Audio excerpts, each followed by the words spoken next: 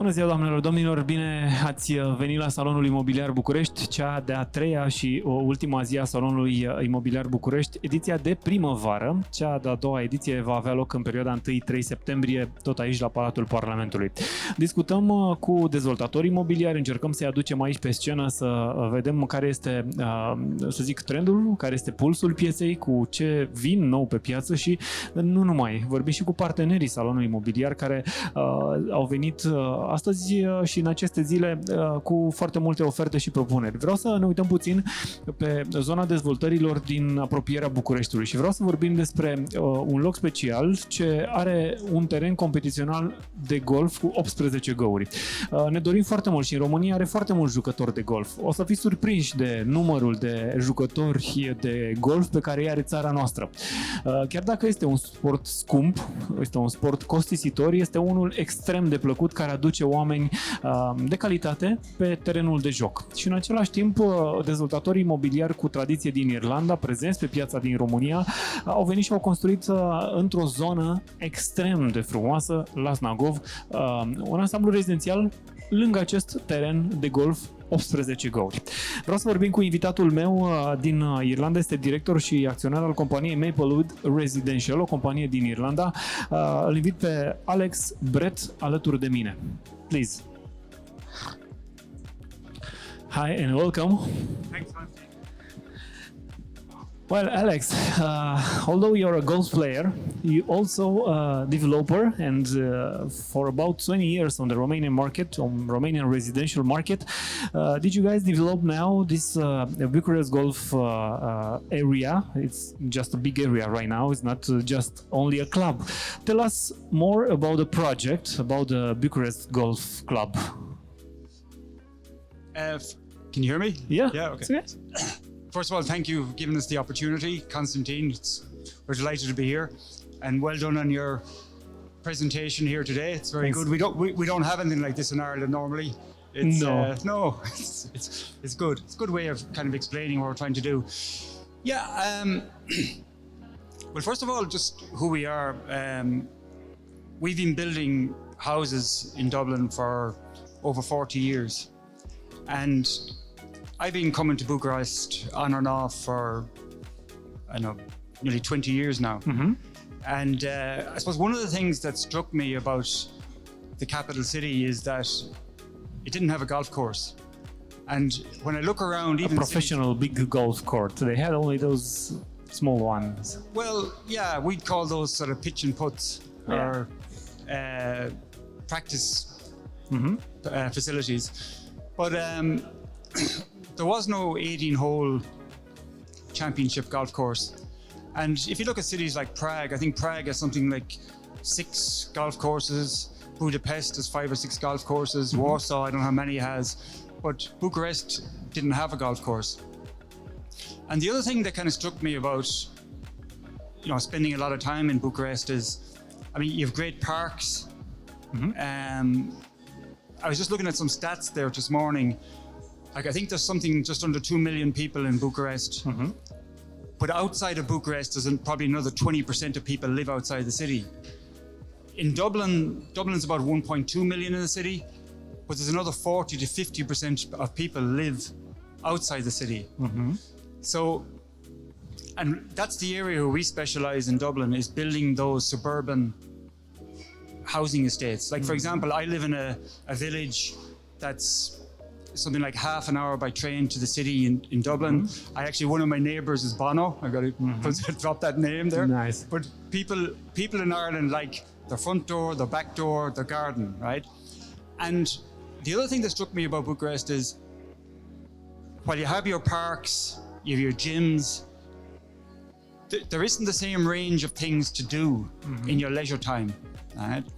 And anyway, the combination of the fact that there was no golf course here, and we just seen this opportunity to develop a scheme around the golfing community, right?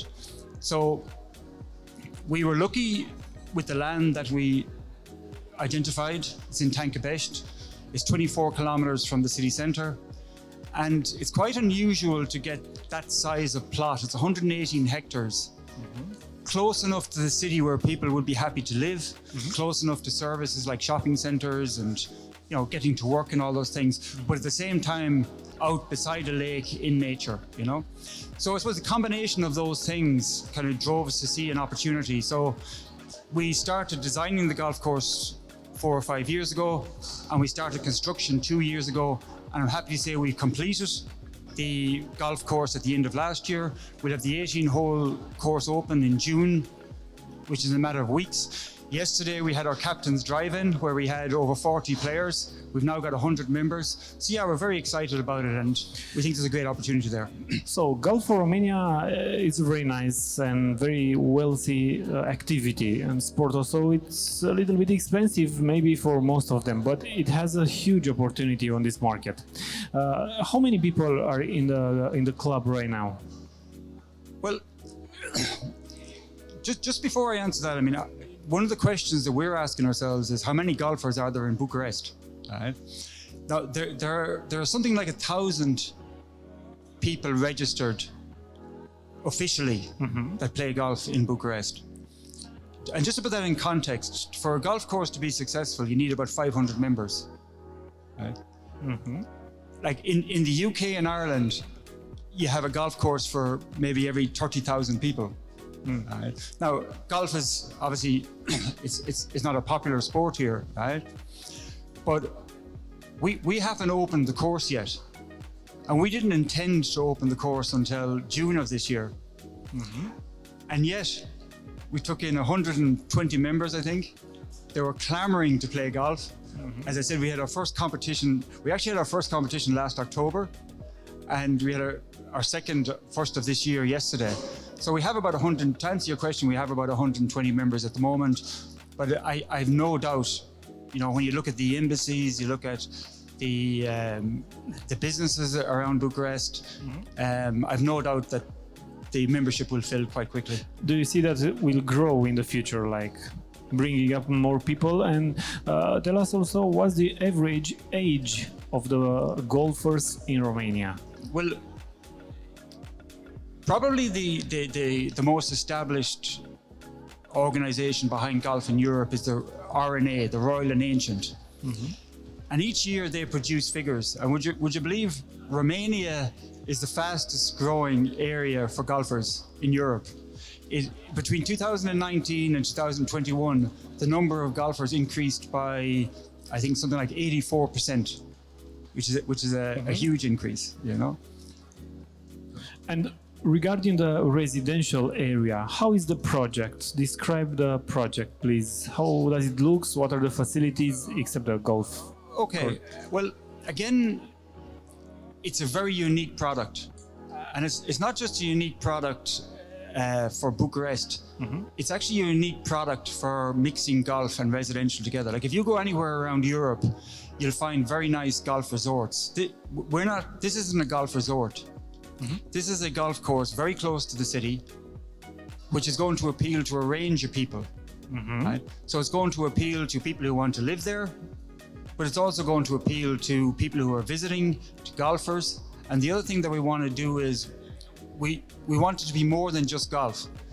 So we're going to have a tennis academy, you know, lovely walks, running, paddle, all those type of sports. You know, we're right beside the lake. There's an equestrian center beside us. So the whole logic behind this development is to create a community, obviously built around the championship golf course, but a whole other range of activities there also. And regarding the houses, how do they look and how is the project like? So one of the important aspects of mixing golf and housing is from a safety point of view. Like, again, there's a lot of experience around the world as to how to mix housing and golfing.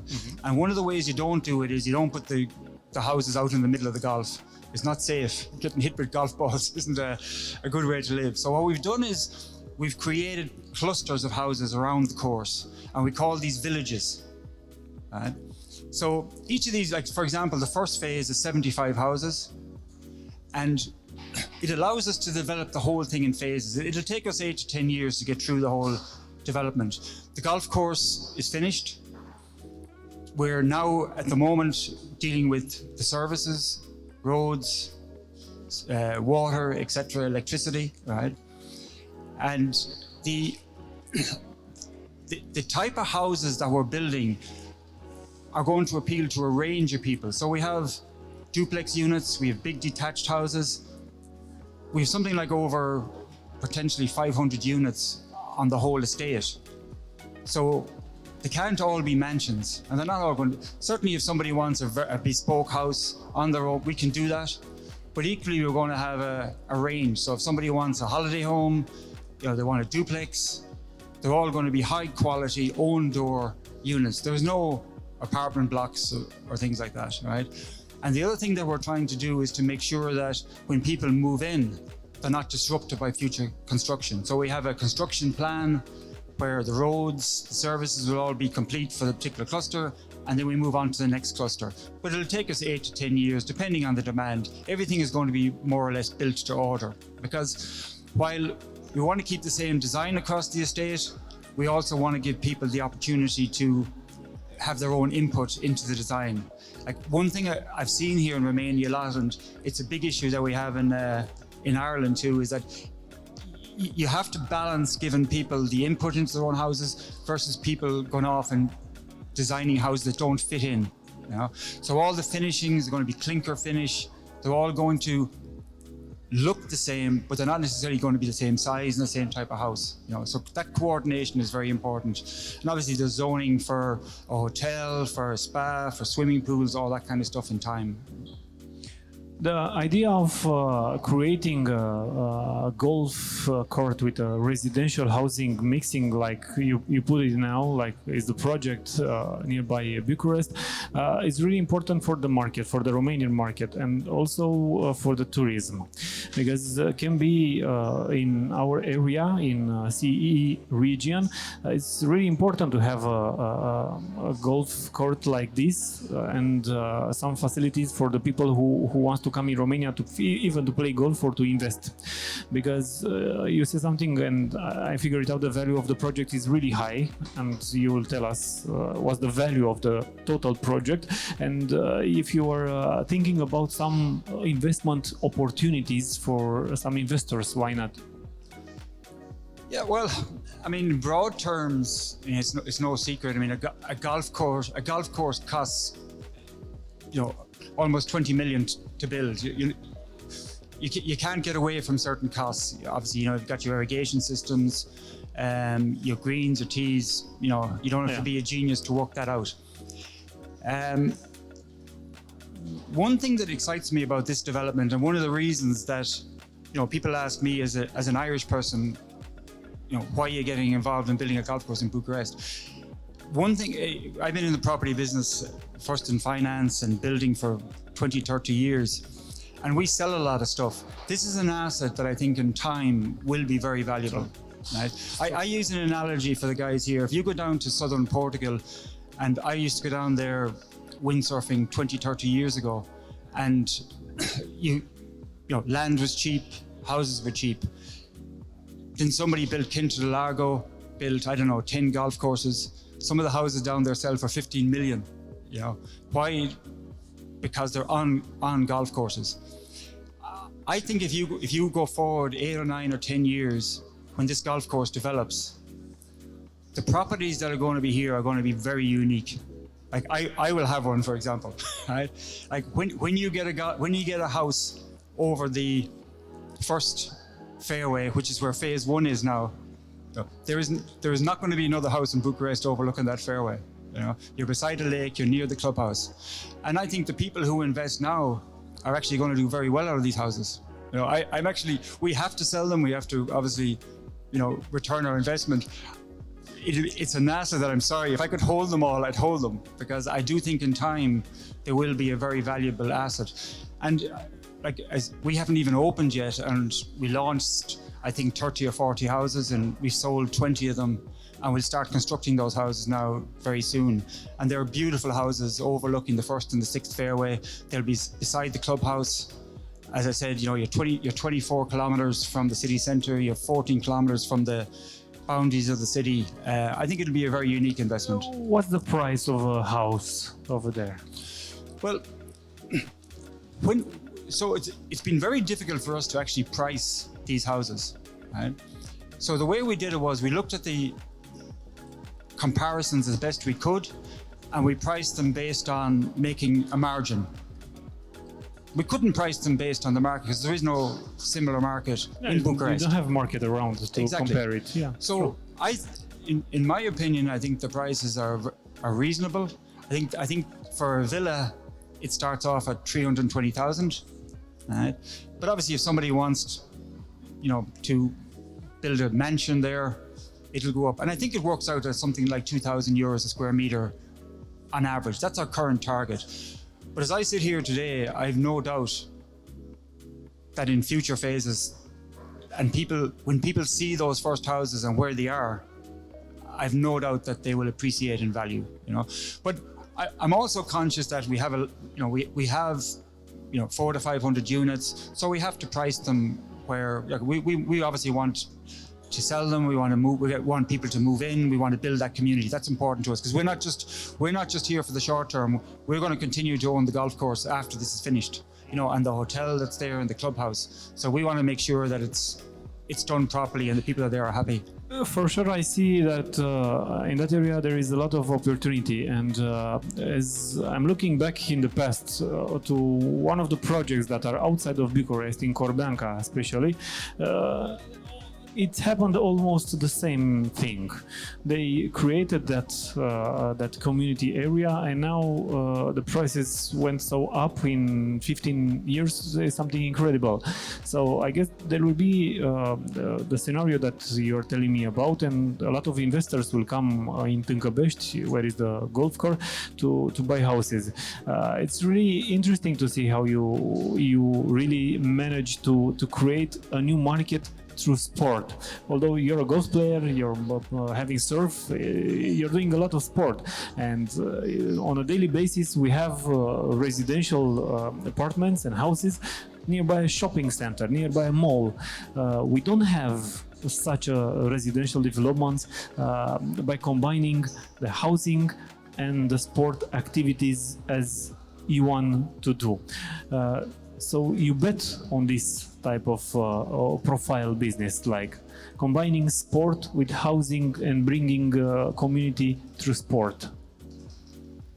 Well, absolutely. I mean, I do, as I said at the outset, I think that's lacking in Bucharest, and I wouldn't get away from this fact that it's unique.